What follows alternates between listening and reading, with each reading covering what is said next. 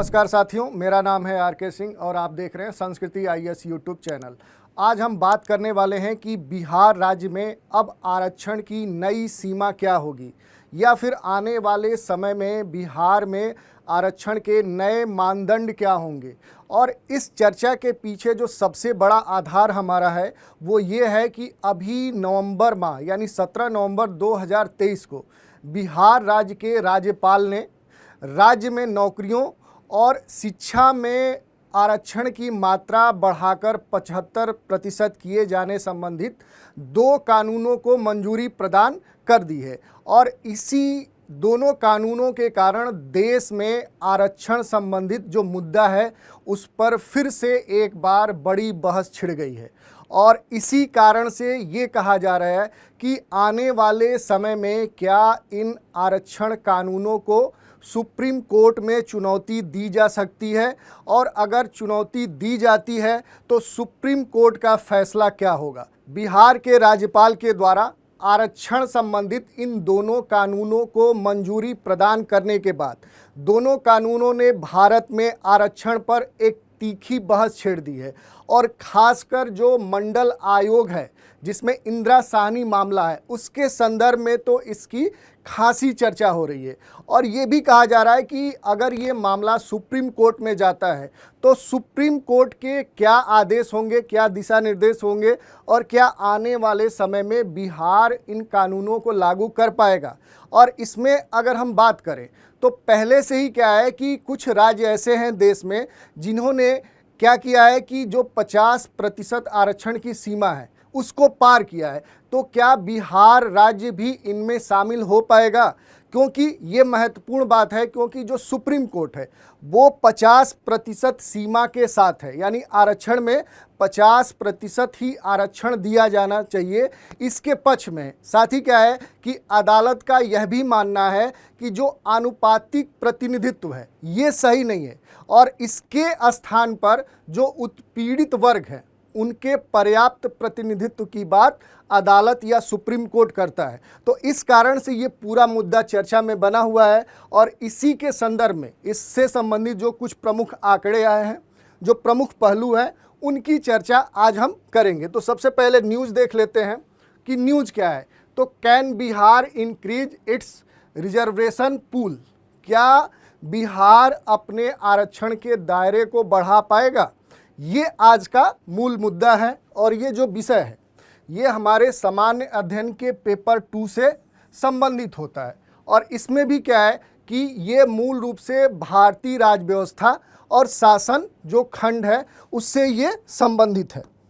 अब हम आगे बढ़ लेते हैं और देख लेते हैं कि आज की अपनी चर्चा में हम प्रमुख किन बिंदुओं पर बात करेंगे। तो उसमें सबसे पहले जो ये न्यूज़ है इसी के बारे में देखेंगे। जो जातिगत क्या है, जो सर्वेक्षण किए गए हैं उसके आंकड़े क्या हैं, और बिहार में जो वर्तमान में आरक्षण मानदंड है उसमें कौन से प्रमुख बदलाव किए जा रहे हैं, और 1992 का इंदिरा साहनी मामला क्या है, और 50% से अधिक भारत में आरक्षण देने वाले प्रमुख राज्य कौन से हैं या फिर कौन से राज्य क्षेत्र हैं। और फिर हम बात करेंगे कि भारत में आरक्षण के लिए बनाए गए जो कुछ कानून हैं वो कौन कौन से हैं, क्योंकि वो आपके परीक्षा के दृष्टिकोण से महत्वपूर्ण हो सकते हैं। और फिर हम देख लेंगे कि जातिगत आधारित जो क्या है आरक्षण है इसके क्या लाभ हो सकते हैं और इसके क्या नुकसान हो सकते हैं। और सबसे अंत में आज की चर्चा पर आधारित एक प्रश्न लेंगे। तो बढ़ते हैं आज की चर्चा में। सबसे पहले देखते हैं कि आखिर ये पूरा मामला क्या है। इस मामले को हम समझने का प्रयास करते हैं। तो इस पूरे मामले की शुरुआत होती है वर्ष 2023 के प्रारंभ में, यानी जनवरी के माह में इस मुद्दे की शुरुआत होती है। और बिहार सरकार के द्वारा ये घोषणा की जाती है कि सरकार क्या करेगी कि अब जातिगत जनगणना करवाएगी, और इस जनगणना को करवाया भी जाता है। और इससे संबंधित जो प्रमुख आंकड़े हैं वो अक्टूबर माह में क्या किए जाते हैं, अक्टूबर 2023 में घोषित किए जाते हैं। और इसके बाद क्या है कि राज्य के विधानसभा में इस आरक्षण से संबंधित क्या है कि 2 विधेयक पास किए जाते हैं। और नवंबर माह के 17 तारीख को क्या है कि बिहार राज्य के राज्यपाल के द्वारा राज्य में नौकरियों और शिक्षण संस्थानों में जो आरक्षण की जो मात्रा है उसको 75% किए जाने संबंधित 2 कानूनों को मंजूरी प्रदान की जाती है। और इसी के बाद क्या है कि ये मुद्दा गरमाता है और इस आधार पर ये कहा जाता है कि जो बिहार राज्य है ये क्या है कि जातिगत सर्वेक्षण के बाद विभिन्न वर्गों के जो संख्या है, जो उनका अनुपात है, उसके आधार पर क्या है कि राज्य में आरक्षण की एक नई श्रेणी तैयार करना चाहती है। और यही आज का पूरा मुद्दा है जिसको हमने ब्रीफ में आपको बताया। अब देखते हैं इससे संबंधित जो प्रमुख कुछ आंकड़े हो सकते हैं। अगर जो जातिगत जो सर्वेक्षण कराए गए थे, अगर उन आंकड़ों की बात करें, उसमें भी क्या है कि अगर धर्म आधारित आंकड़ों की बात करें तो बिहार राज्य में रहने वाली जो जनसंख्या है उसमें जो हिंदू वर्ग है उसकी संख्या सबसे अधिक है। और अगर इसको प्रतिशत आंकड़े में देखें तो बिहार में कुल जनसंख्या में से 81.9% क्या है हिंदू वास करते हैं।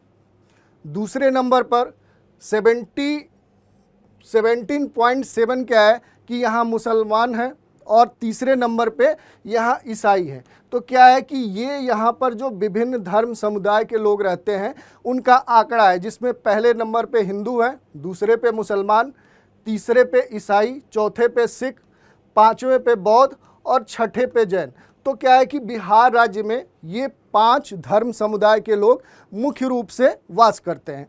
और इसी में क्या है कि अगर वर्ग आधारित जो जनगणना की गई है अगर उसको हम देखें, क्योंकि जो नया आरक्षण लागू करने का प्रयास बिहार राज्य कर रही है वो इसी आधार पर कर रही है कि जो विभिन्न वर्ग समुदाय हैं उनकी जनसंख्या के आनुपातिक मान के अनुरूप यहाँ आरक्षण सरकार देना चाह रही है। इसमें क्या है कि जो सबसे अधिक जनसंख्या है वो अति पिछड़े वर्ग की है, यानी क्या है जो एक्सट्रीमली बैकवर्ड कास्ट हैं उनकी जनसंख्या राज्य में सबसे अधिक है। और ये संख्या कितनी है, ये 36.01% है। अगर दूसरे नंबर की बात करें तो वो पिछड़ा वर्ग है, यानी बैकवर्ड कास्ट है। दूसरे नंबर पे कौन है, पिछड़ा वर्ग है, उसकी संख्या कितनी है 27.12% है। तो ये यहाँ की 2 बड़ी वर्ग जातियाँ हैं जिनकी संख्या राज्य में सबसे अधिक है। और तीसरे पे आती है अनुसूचित जाति, ठीक है।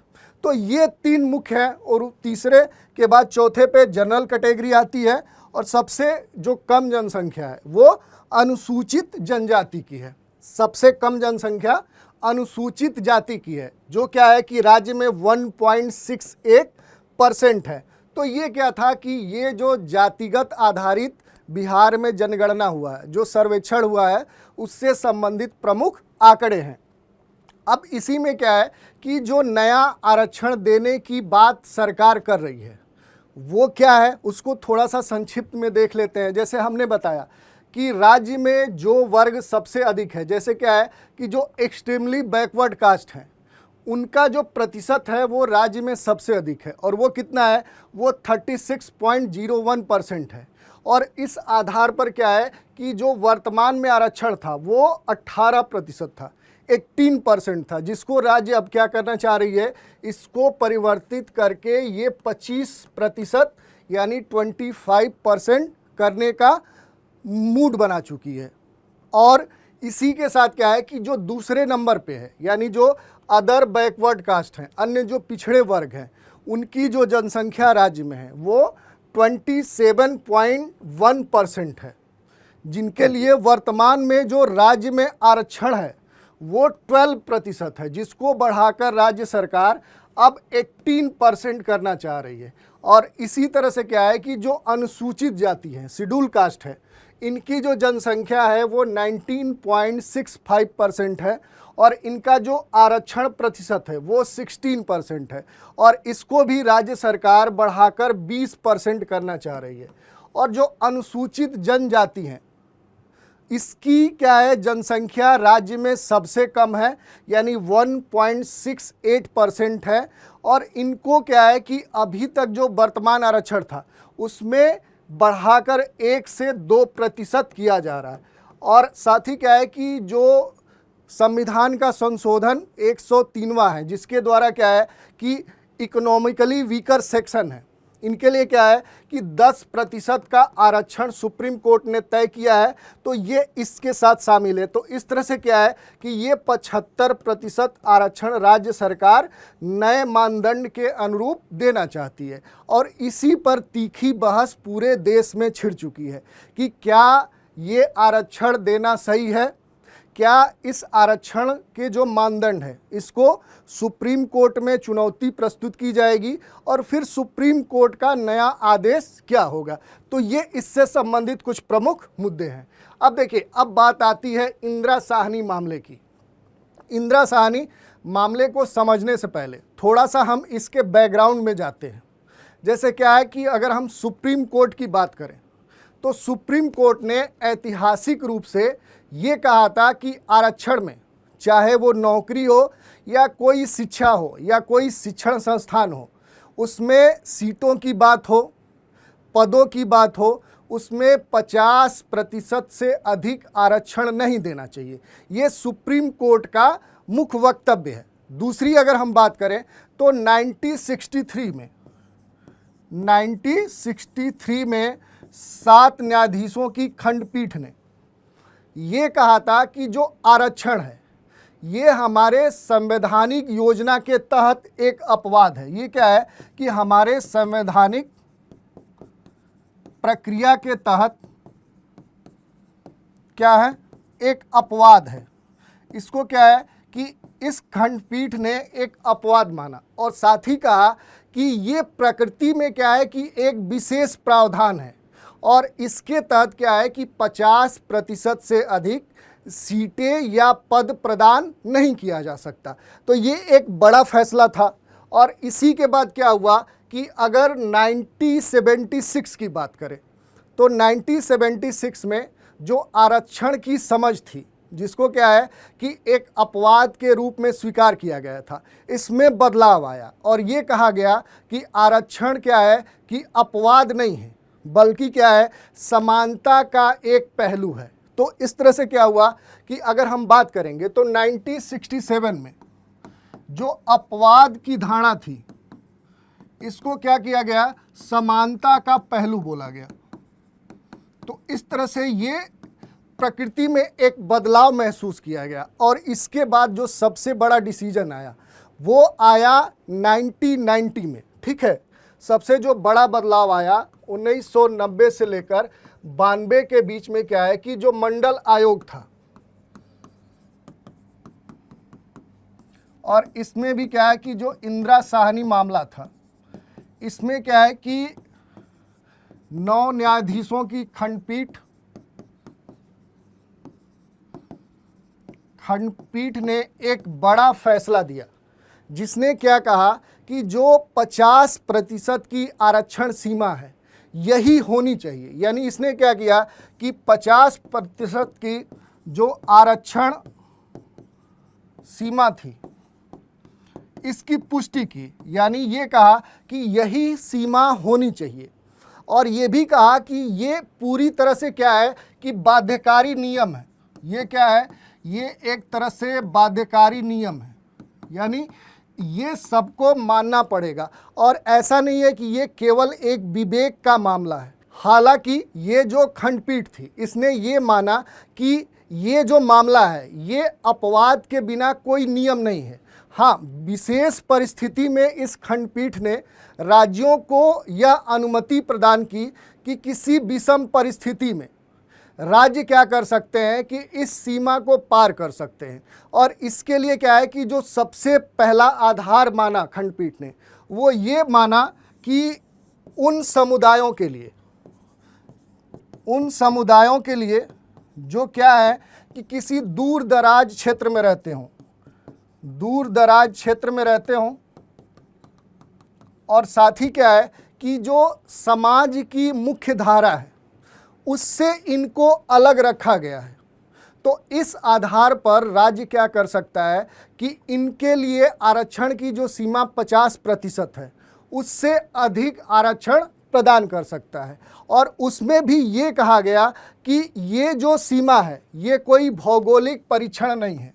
ये क्या है कि कोई भौगोलिक परीक्षण नहीं है, ये क्या है, एक सामाजिक परीक्षण है। यानी कि इसके जो समाज की मुख्य धारा से इनको अलग रखा गया है, इस आधार पर इनको क्या कर सकती है, राज्य आरक्षण प्रदान कर सकती है। तो इस तरह से क्या है कि ये पूरा मामला था और इसी से संबंधित क्या है कि हम लोगों ने बातें की। तो क्या है कि ये कहा गया है कि इस मामले में अगर देखें पूरी तरह से, अगर इंदिरा साहनी मामले की बात करें कि इसमें कौन से डिसीजन प्रमुख थे, तो सबसे जो पहला डिसीजन था वो जाति के जो पिछड़े वर्ग हैं इनकी अगर पहचान की जाती है तो एक आधार नहीं होना चाहिए, या कह सकते हैं कि जो पिछड़ी जातियां हैं उनमें भी क्या है कि सामाजिक आर्थिक रूप से अलग अलग तरह के क्या है कि लोग रहते हैं। तो क्या है कि किसी एक आधार पर आरक्षण देना सही नहीं है। दूसरी बात की गई कि जो पिछड़े वर्ग हैं यानी जो बैकवर्ड कास्ट हैं, इसमें भी क्या है कि अलग अलग लोगों की आर्थिक स्थिति अलग है।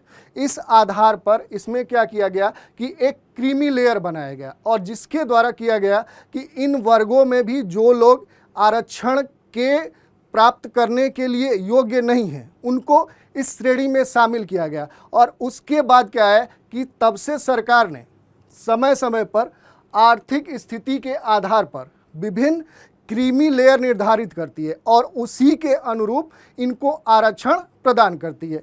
तो इससे संबंधित ये कुछ बातें थी। अन्य कुछ बातों को अगर हम देखें तो जो पिछड़े वर्ग हैं इनको सूचीबद्ध करने के लिए जो आरक्षण की सीमा है उससे बाहर करने के लिए क्या है कि कोर्ट ने ये कहा कि एक संवैधानिक क्या है एक निकाय बनाना चाहिए जो क्या करे कि ऐसे वर्गों में उन समुदायों को चिन्हित कर सके जो क्या है कि आरक्षण प्राप्त करने की किस सीमा के अंतर्गत आते हैं। दूसरी अगर बात करें तो जो आरक्षण की उच्चतम सीमा है वो 50% निर्धारित की गई और कहा गया कि आरक्षण प्रदान करते समय अनुच्छेद 335 का अनुसरण किया जाना चाहिए और साथ ही क्या है कि सेवाओं में दक्षता से समझौता नहीं किया जाना चाहिए। क्योंकि अगर किसी सेवा में कोई खास पद है जो क्या है कि दक्षता की मांग करता है तो क्या है कि वहाँ आरक्षण को प्राथमिकता नहीं देना चाहिए, बल्कि क्या है कि दक्षता को प्राथमिकता देते हुए वहाँ प्रोन्नति होनी चाहिए। तो ये बात की ही गई। और साथ ही क्या है कि प्रोन्नति में भी क्या है कि ये कहा गया कि आरक्षण को अस्वीकार किया जा रहा है, क्योंकि पूरी तरह से क्या है कि केवल आरक्षण आरंभिक नियुक्ति में ही प्रदान किया जाएगा और इसके साथ क्या है कि आर्थिक आधार पर कोई भी आरक्षण प्रदान नहीं किया जाएगा। यानी पूरी तरह से क्या है इसको असंवैधानिक माना गया।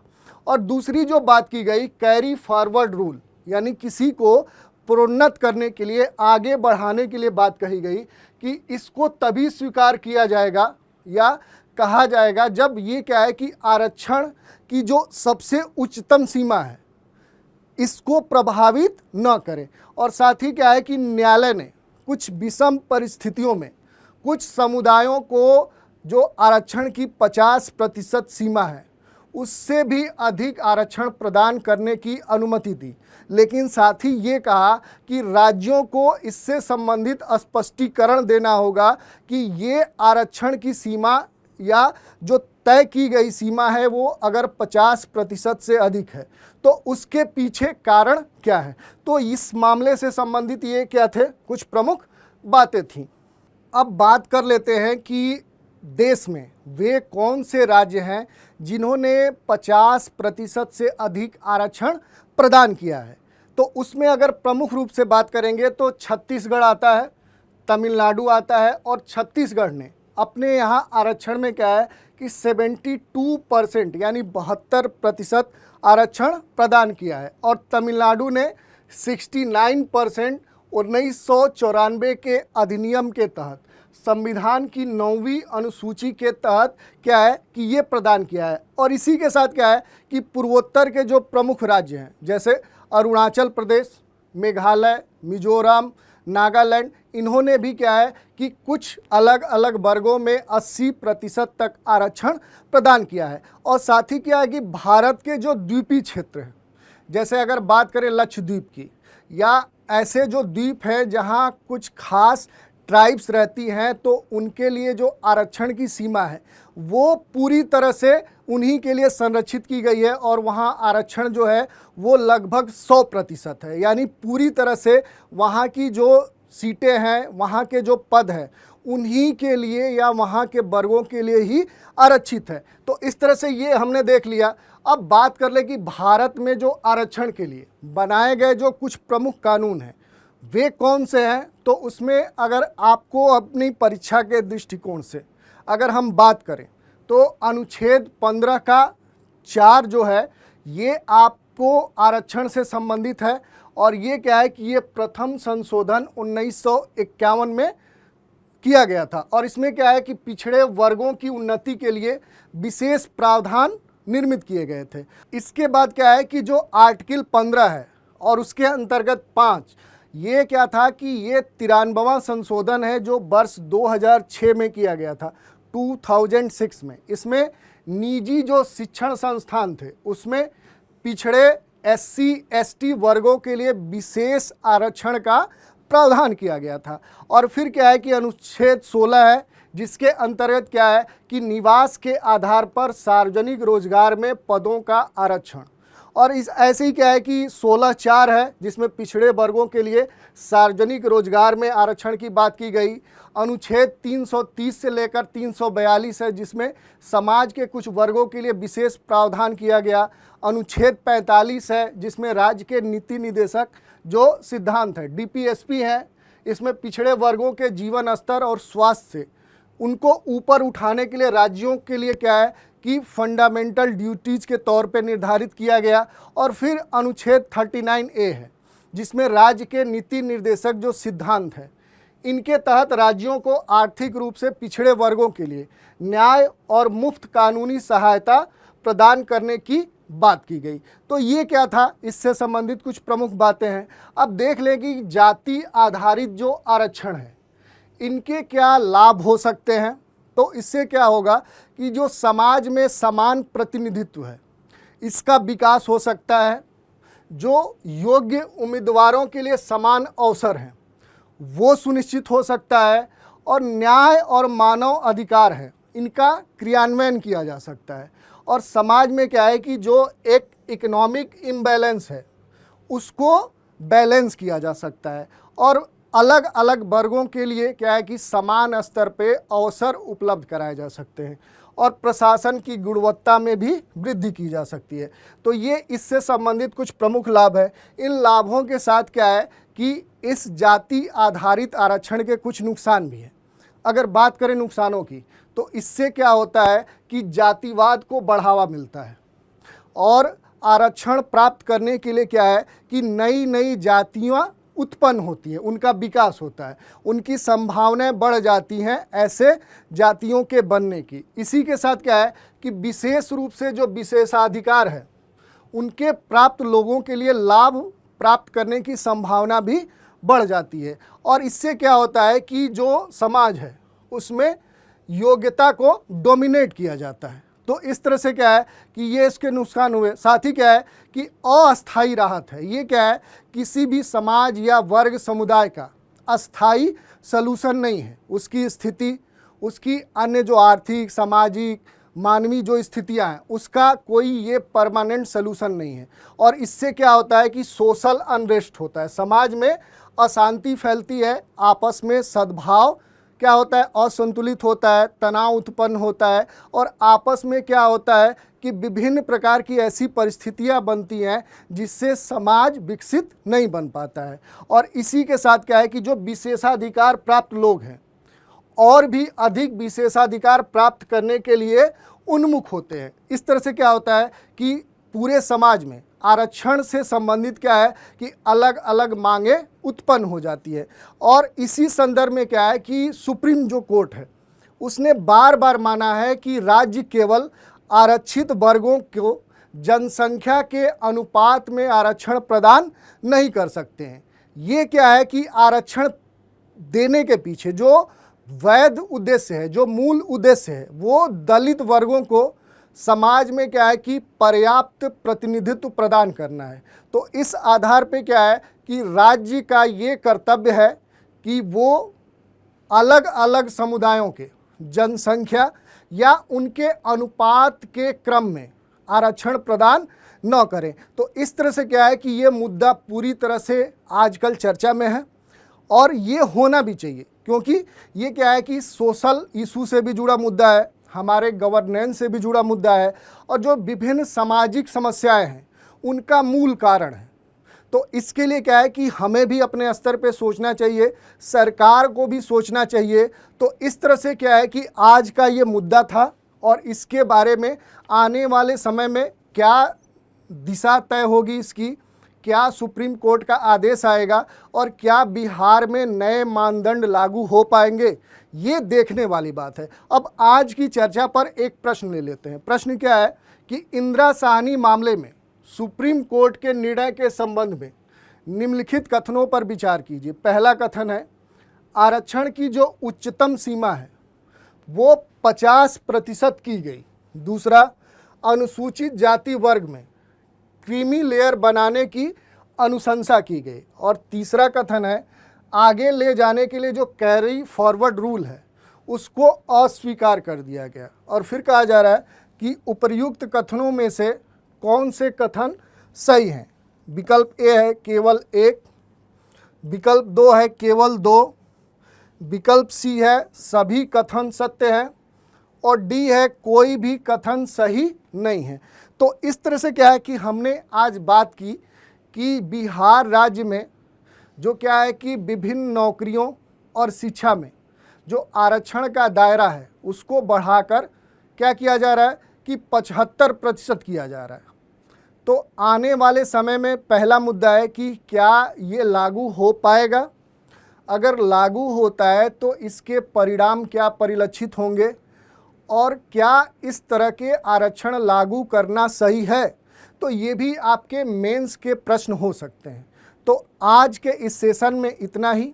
एक नए सेशन में एक नए मुद्दे के सामने आपके सामने पेश होंगे। तो आज के लिए इतना ही। आप हमारे साथ बने रहें, इसके लिए धन्यवाद। और अगर आपको आज का सेशन अच्छा लगा हो तो चैनल को सब्सक्राइब कीजिए, वीडियो को लाइक कीजिए और आप हमारे साथ बने रहें, इसके लिए धन्यवाद।